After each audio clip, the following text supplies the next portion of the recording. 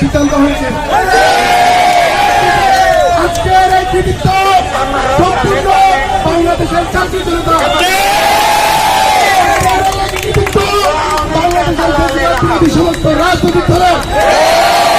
আজকের এই দিনে আমরা সম্মানের সহিত শ্রদ্ধার সহিত স্মরণ করছি আমাদের সরকারের মহান বীর শহীদ আবু সাঈদকে, স্মরণ করছি বীর চট্টগ্রাম শহীদ ওয়াসিমকে, স্মরণ করছি শান্তকে, আমরা স্মরণ করছি পানি লাগবে বলে হাজির করা আমাদের শহীদ মুগ্ধকে।